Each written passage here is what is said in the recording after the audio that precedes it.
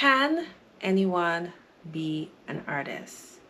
That has been on my heart lately, and I decided, you know what, let me go on the internet and see what other people are seeing. And I was a bit surprised by the comments, the videos, everything, and then I said, you know what, let me come up with my own interpretation of what makes a person an artist that I can live by, and I just wanted to share that here with you.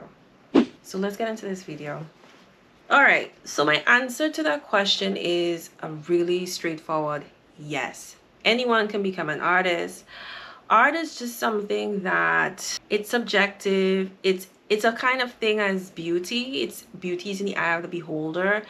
And who am I to tell someone that they appreciate something that someone produced and they really love it? I can't tell them you should not because it doesn't look good to me, but to them it may be the best thing. And that's why when people say, and this is what I saw quite a bit of, I'm sorry, like so many trains of thought is coming to my head right now, but in some of the videos I've seen, I may post some of them here and there, but some people who are artists, they were kind of giving their tidbit on what they consider to be good art and bad art. And I was like, unless there is a fundamental way to produce that particular art and characters, you can always just feel when she's exaggerating a particular character or making some limbs longer, and it just doesn't look out of place or unproportional with the other parts of the body, because there are also other parts of the body that are symmetrical as well. So you want to know how I draw my fashion doll figures? Well, I always start with the head. Then I draw two lines pointing in opposite directions representing the shoulders and the hips, and connect them with the spine.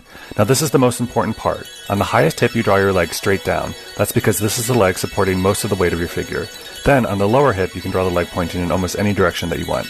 Once you have your basic skeleton down, you can fill in the fat and draw your arms. You can make the figures as thick or as thin as you want. These are the proportions that I tend to use, but this technique can be applied to any body type. Let me know if you'd like a part 2. Wow, finally some good advice. Editing Nyanda here. So I didn't get to complete my thought here. So the video really shows that there's some types of art that requires the fundamentals to be followed for it to be considered good art. In the case of anime is just very particular. And if those rules are not followed, then the art would look kind of strange. So in this case, their art is very, very instructional. So when it comes to art or just being an artist, I think there are several levels. I feel like there is the first level, which I'll post here, which is the casual artist. And so let's get into what a casual artist is. So a casual artist, in my opinion, is a person who paints whenever they feel like it. They're not really making art to put up, but just keeping their sketch pad or keeping their sketch portfolio or something. I consider myself a casual artist, even though I feel like I was more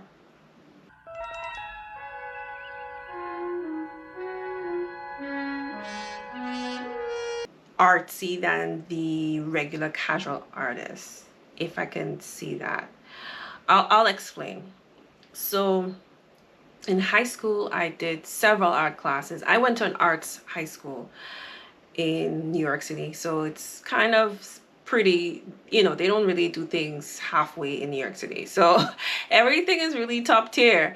So it's crazy. I mean, I don't know, I mean, being famous is cool and stuff, but it's also like sometimes it's like, ugh, like this can't, like, I don't know, it's kind of.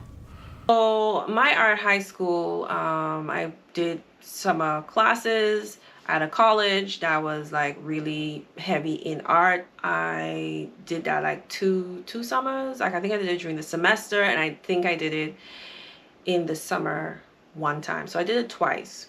And I picked the art course. They had several different courses within the arts, and I picked the art class. And I can't speak again. Yes, so I picked the art class, and I did a lot of art And so when years had passed, whether it be in college, because I also did several art classes in college, so I do have like fundamental art ideas, but I'm so open to seeing what other people do. That's the way how I think, and I try different things.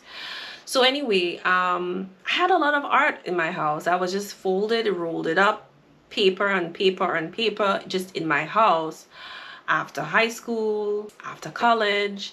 And so that is not a typical casual artist. And that's what I mean. I was a casual artist, but I wasn't a typical casual artist. I feel like a typical casual artist has like one sketchbook, and they will probably, when they feel like drawing, they will probably fill out like a page, like maybe, I don't know, once a year or something. But for me, I was a casual artist because I was like doing like here and there working on one piece, and it took me roughly 2 years to finish it. It was a pretty big piece, and I ended up selling it. So that's how I consider myself a casual artist. And I sold two of my big pieces, which took me quite some time to finish. The first one took maybe shorter time. I think that one took a year, and the second one took about a year and a half, because I think I worked on them a roughly back to back, and they both got sold. And they were soft pastels. So yeah, that's a long and short of me being a casual artist. So let's look at the next level, which I think is where I am more at currently. So the next level is the aspiring artist. I say aspiring, even though I sold my past two paintings, or should I say drawings, now I'm at the phase where I'm taking it more seriously. So I'm painting more, I am setting goals for myself, and I am setting goals, but also not really so keen on a style. I do have a style, because now that I've introduced oil painting to the type of mediums that I use, I feel like my style is continuing to evolve. And what I particularly like to paint is, I call it architecture, but some people would say a house or buildings, and maybe not everyone is interested in it, but that's here nor there. The two drawings that I did sell were houses, so there are people that are interested in drawings of houses regardless of how they look. So I am gonna stick to my guns as to what I like to paint, which is houses, architecture, whatever it may be. I like to paint that, and maybe here and there I'll try something different. Like the next painting I'll be going, you do look forward for it, do watch it. It's a bit outside of what I usually paint, but again, I am very much exploratory in this phase of YouTube and my art career, I should say. So let's think about the next level. What do you think is the next level? So at 7 minutes or so, put in the comments, what do you think the next level is? So here's the answer. The next level is the professional artist level. This level is where I'm trying to get at, and I feel like to get at this level, you have to at least have years and years of paintings just stacked. You need space for this type of level, and you have so much art that you need to start to sell, and that's where having your painting in art galleries, that's where having collections come to play. And when I do paint currently, I paint in collection-ish in mind, but now I'm trying to be more just exploratory, and it's no set type of collection in mind right now. As I mentioned in the last painting, I'm kind of focusing on working at a quicker pace, more of a fluid type of painting style, so that I can get more done. Just focusing more on color blocking so that I can get more painting done in a day, as I mentioned in my last painting, or my last video I should say. So professional phase, you're getting your paintings sold in our galleries. You're constantly, at this point in time, you have a studio because you have too many paintings in your house or your home studio. And that to me is where I think I am trying to get to.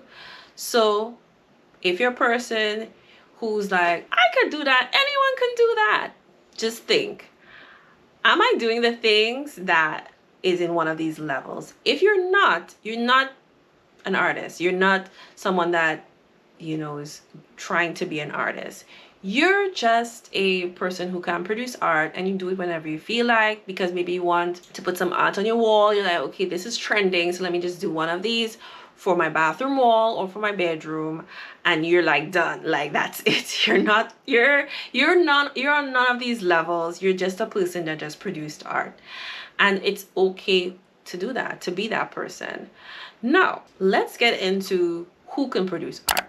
Do you have to be a perfect, I don't think it's a perfect artist, but if you think of art, whether it be oil painting, for me, let me just talk oil painting. There's so many different types of art out there. There's even English arts, but we're talking about oil painting arts. So with oil paintings, there's people that can do abstract. Some people would say, and I was one of those people, very guilty of this. I felt like abstract painting had no place in art. I was very strict about it. I was like, this is not art. Anyone can do this. But now I know better. Not anyone can do it. In the sense of the dedication. Because as I said, to be an artist, you have to be dedicated.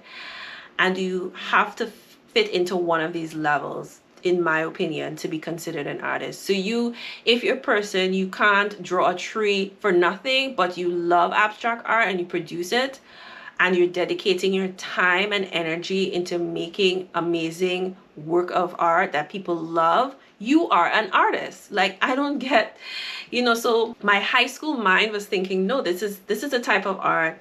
This level of art is the only type of art there should be. When I was in high school, they took us to art galleries, and I saw all types of art, and I was so critical. I was like, why are we here? This is stupid.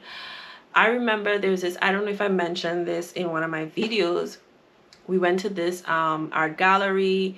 It was a massive art gallery in the art district. I don't know if I can find pictures on Google about this art gallery, I will post it here.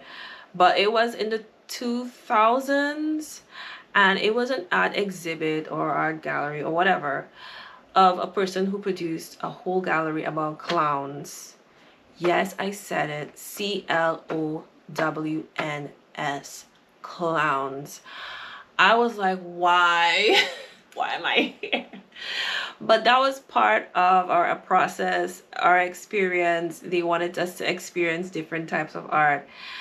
And I was like, okay. I was like, all right, walk through. Okay, cool, boom, walk through. I was just not interested. But this person created art that probably is in someone's house, probably is in someone's like art gallery. And someone probably bought it, and people bought it and appreciate it. And I can't say anything about it. People have done some really strange things, and they tack a price on it and say that's art. I can't tell people what to do. We can't tell people what to do. But when it comes to oil paintings, honey, the sky is the limit. You could do what you want to do. You could do abstract, you could do the whole gamut. And you could be considered an artist. So that's all I wanted to say, and I hope this touches the heart of others and they don't feel too bad, like, oh my gosh, I'm not that good. Listen, as I said before, depending on the type of art you're focusing on, you can find your place in the art world, and someone will like your art and they will purchase it. That, if that is your goal at the end of the day, that everything else doesn't matter. Okay, that's what all that matter. All right, and that's it today. My next painting should be coming out soon. So after this video, we're gonna get into some painting. I was planning to paint today, but we'll see. I already have the clothes on. This is my uniform to paint, by the way. I need to get an apron, but I'll be next. So I'll see you in the next one. Take care. Deuces. Bye.